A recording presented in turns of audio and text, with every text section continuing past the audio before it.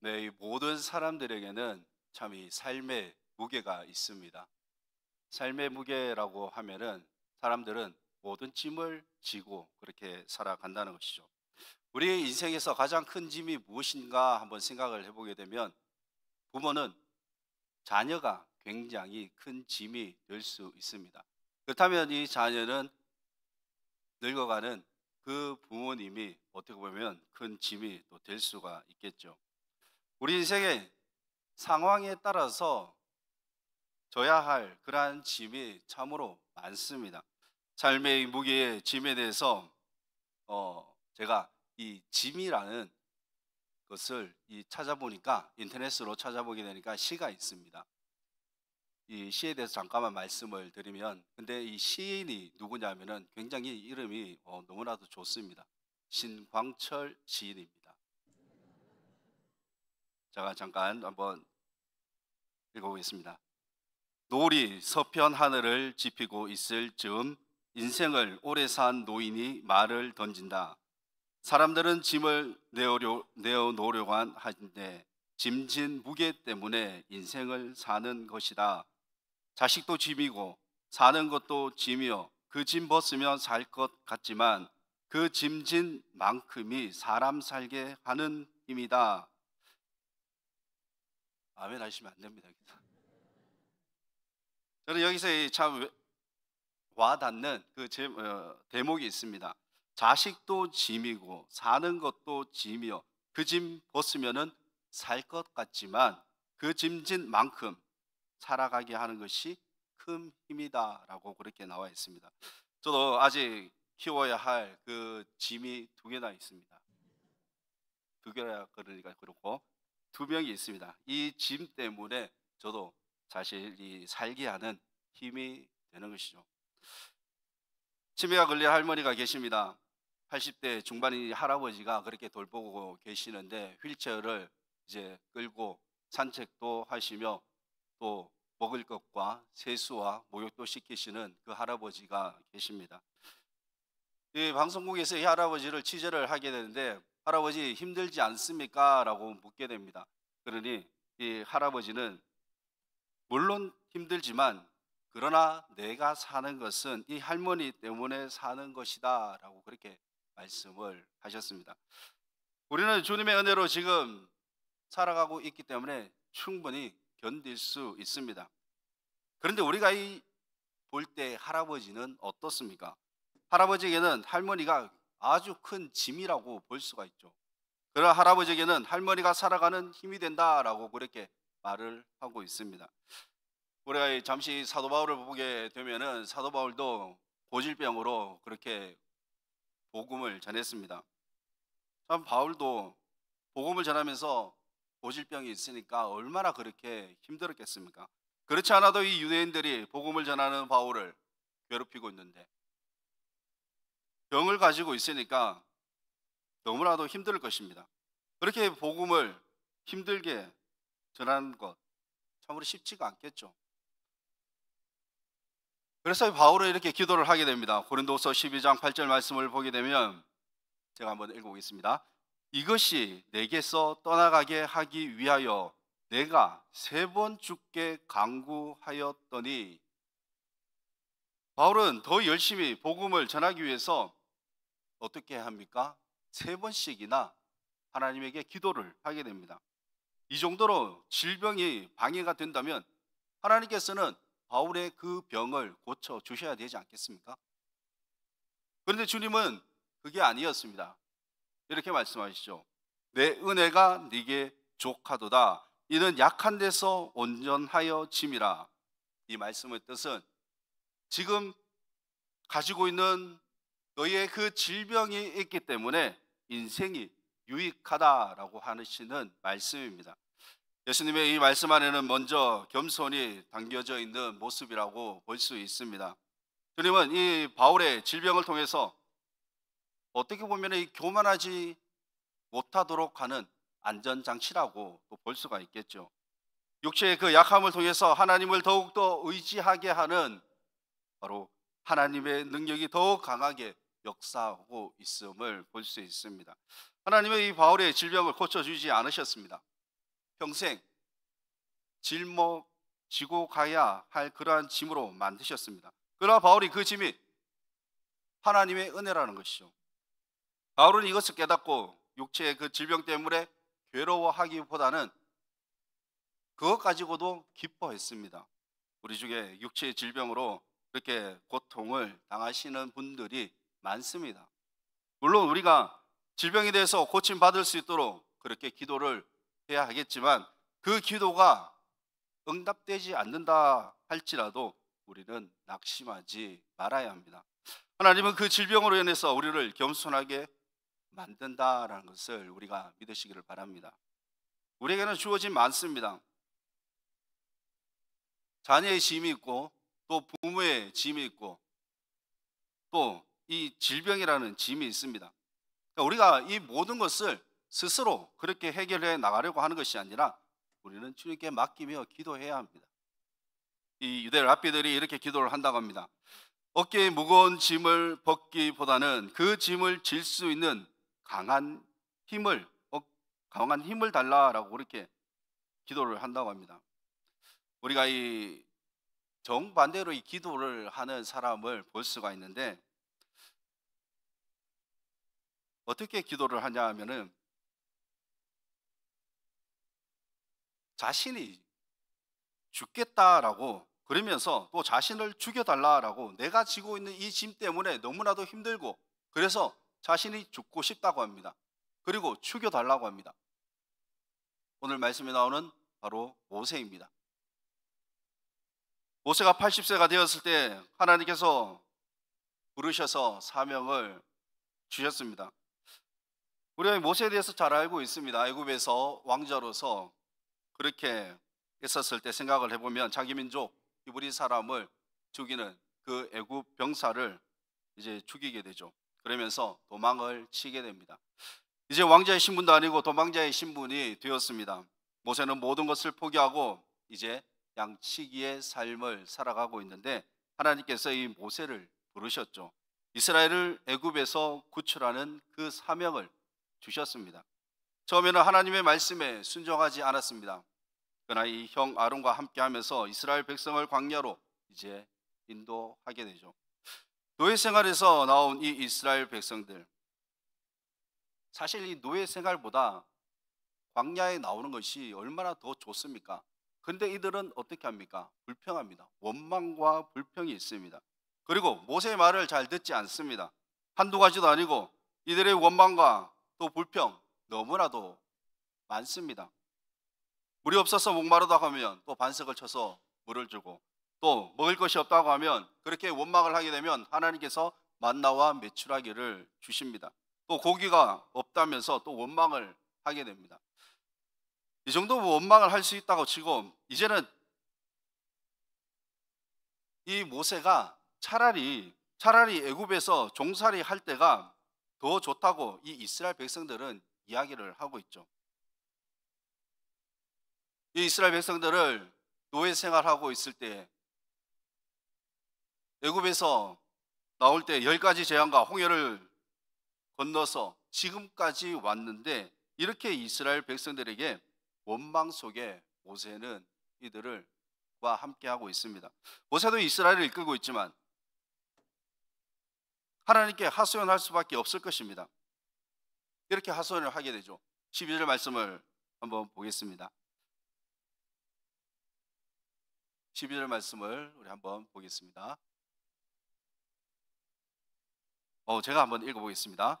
이 모든 백성을 내가 배웠나이까 내가 그들을 낳았나이까 어찌 주께서 내게 양육하는 아버지가 젖먹는 아이를 품듯 그들을 품에 품고 주께서 그들의 열조에게 맹하신 땅으로 가라 하시나이까. 모세의 말이 무엇입니까? 하나님, 이제 나는 이스라엘 백성들을 이끌지 못하겠습니다. 그러니까 나를 죽여 달라는 것이죠. 그러면서 이 15절에서는 주께서 내게 이같이 행하실진대 구하옵나니 내게 은혜를 베푸사 즉시 나를 죽여 내가 고난 당함을 내가 보지 않게 하소서. 모세가 자신의 짐진 그 짐이 너무나도 죽을 만큼 큰 짐이라고 여겼습니다. 이렇게 힘든 이유가 무엇이겠습니까? 이렇게 이 짐이 무겁다라는 그 이유가 무엇이겠습니까? 모든 짐을 이 모세 혼자 지려고 했기 때문이죠. 14절에 보게 되면 책임이 심히 중하여 나 혼자는 이 모든 백성을 감당할 수 없나이다. 이제 하나님께서는 해결 방법을 주십니다. 짐을 혼자 지지 말고 이제 나누라는 것이요. 그러면서 하나님은 모세에게 백성의 장로와 지도자가 될 만한 사람 70명을 모여서 또 데려오라고 말씀을 하십니다. 그리고 그들에게 할 수 있는 일을 이제 주시겠다는 것이요. 17절 하반절 말씀을 보게 되면 그들이 너와 함께 백성의 짐을 담당하고 너 혼자 담당하지 아니하리라. 지금까지 어떻게 했습니까? 모세가 혼자 담당했습니다. 모든 일들을 모세가 했습니다. 그러니까 이 모세가 지쳤죠. 너무나도 힘들었던 겁니다. 사람이 혼자 할 수 있는 일에는 사실 한계가 있습니다. 모든 것을 혼자 할 수가 없습니다. 모세 혼자 250만 명이라는 사람을 이끈다라는 것 한번 생각을 해보십시오. 쉽겠습니까? 아무리 지도자라도 뛰어난 지도자라도 250만 명을 이끈다라는 것은 쉽지가 않습니다. 안동 시민이 몇 명이죠? 15만 명입니다. 시장 혼자 이끕니까? 아니죠. 부시장도 있을 것이고 과장, 부장 이렇게 많은 사람들이 함께 움직입니다. 모세 혼자 원망하고 불평하는 이들을 감당하긴다라는 것은 사실 쉽지가 않습니다. 그래서 하나님께서 주신 해결책이 바로 서로 짐을 나누어 지는, 그래서 그러한 사람들을 세우는 것이죠. 이것이 지도자, 리더자라고 볼 수가 있습니다. 이런 말이 있습니다. 여자는 약하나 어머니는 강합니다. 저희 어머니도 굉장히 연약한 여자였습니다. 근데 어머니로서는 굉장히 강하셨습니다. 가만히 생각해 보면 저에게는 누님이 5명입니다. 굉장히 강하셨죠. 그리고 저는 막내입니다. 일남오녀입니다. 당시 제가 어렸을 때 어머니는 투잡을 하셨습니다. 낮에는 물건을 파셨고 저녁에는 술빵을 파셨습니다. 술 아닙니다. 술빵입니다. 이 삼각형으로 되어 있는, 일하고 오시면은 설거지를 하시고 또 빨래를 하시고, 첫 번째 누나에게만 그런 많은 또 일을 시켰고 나머지를 이렇게 나머지 누나들에게 여러 가지 분배를 시켰으면 참 좋았을 텐데 너무나도 사랑하셨는 것 같습니다. 그래서 많은 일을 분담을 시키신 것이 아니라 본인이 혼자 그렇게 다 하신 것을 저는 보았습니다. 그런데 저는 이 딸들에게 다 시킵니다. 첫째 딸에게 설거지, 청소, 정리, 둘째는 방 닦는 것, 막 굴립니다.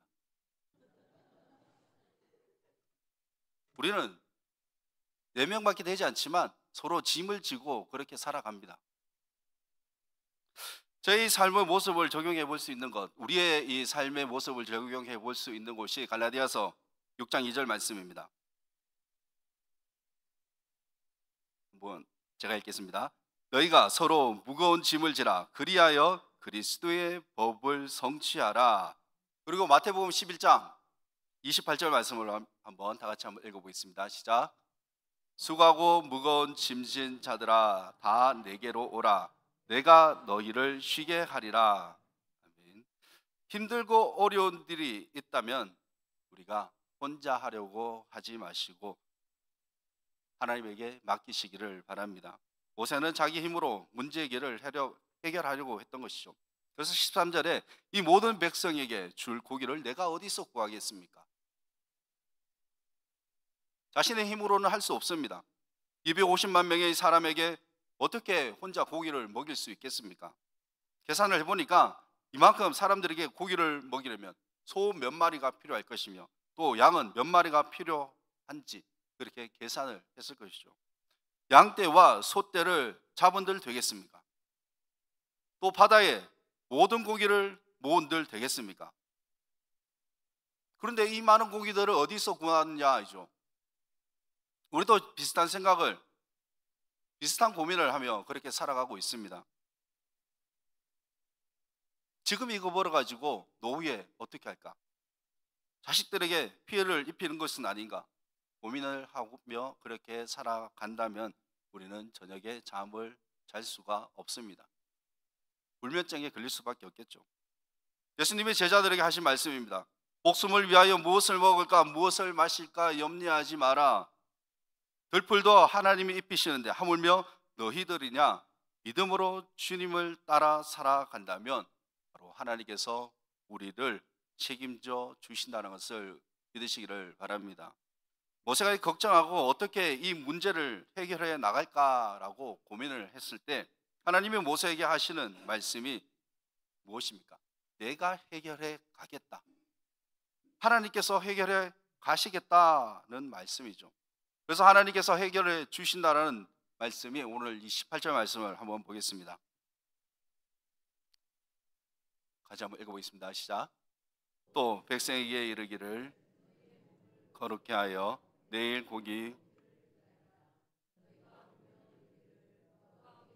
고기를 주어 먹게 하랴. 애굽에 있을 때가 우리에게 좋았다 하는 말이 여호와께 들렸으므로 여호와께서 너희에게 고기를 주어 먹게 하실 것이라. 아멘. 이스라엘 백성들의 이 말이 하나님께 들렸습니다. 그래서 어떻게 말씀하셨습니까? 여호와께 들렸으므로 여호와께서 너희에게 고기를 주어 먹게 하실 것이라. 그것도 하루 이틀 닷새뿐만 아니라 너희들이 냄새를 맡기 싫어할 때까지 한 달 동안 주신다라고 말씀을 하십니다. 19절과 20절 말씀을 제가 읽어보겠습니다.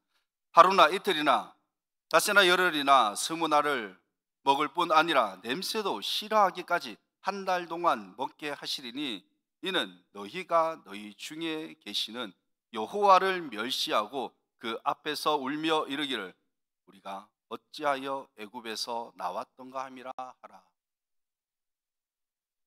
너희들 원하는 대로 냄새가 맡기 싫을 때까지 주시겠다 그렇게 말씀을 하십니다.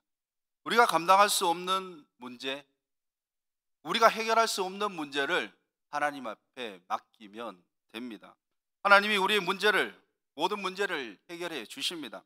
무엇을 먹을까 마실까 고민하지 마시길 바랍니다. 먼저 우리는 하나님의 다스림을 받고 바로 하나님과의 그 관계를 바르게 하면은 하나님께서는 먹고 사는 그 문제를 책임져 주십니다. 그러시면서 23절에 여호와께서 모세에게 이르시되 여호와의 손이 짧으냐 네가 이제 내 말에 네게 응하는 여부를 보리라. 이 말씀에는 여호와의 손이 짧다 길다라는 그러한 개념이 아니라 바로 하나님의 능력입니다. 하나님은 이 출애굽한 너희들을 책임지시고 또 돌보시고 보호하시겠다 그러한 말씀입니다. 여호와의 이 손은 홍해를 가르시고 또 만나 매출하기를 먹이시는 바로 하나님의 능력입니다. 우리가 살아가는 이 시대도 여호와의 손이 짧은 것이 아닙니다. 하나님의 그 능력은 무한하십니다. 전지전능하신 하나님이 우리와 함께 하시며 또 우리가 힘들고 어려울 때도 환난과 가난 가운데서도 또 승리의 삶을 살게 해주시는 분이 바로 우리 하나님이십니다. 인생의 고통이나 고난의 문제를 만날 때 우리가 너무 깊게 생각하지 마십시오. 내가 감당할 수 있는 짐이라면 하나님 내가 감당할 수 있는 힘을 주시고 또 이 짐을 내가 감당할 수 없다면은 내 힘으로 할 수 없다면 하나님께서 함께 해달라고 하나님께서 이 짐을 져 달라고 이렇게 우리가 기도하시기를 바랍니다. 우리는 스스로 해결해 나갈 수 있는 문제가 해결해 나갈 수 없는 문제가 참으로 많습니다. 제가 이 결혼을 하기 전에 친구들에게 많은 이야기를 들었습니다. 제가 많이 늦게 그렇게 결혼을 하게 되었는데요. 어, 어떻게 이야기를 들었냐 하면은 초장에 잡아야 먼저 초장에 잡아야지만 평생 잘 살 수 있다라는 그런 이야기를 들었습니다.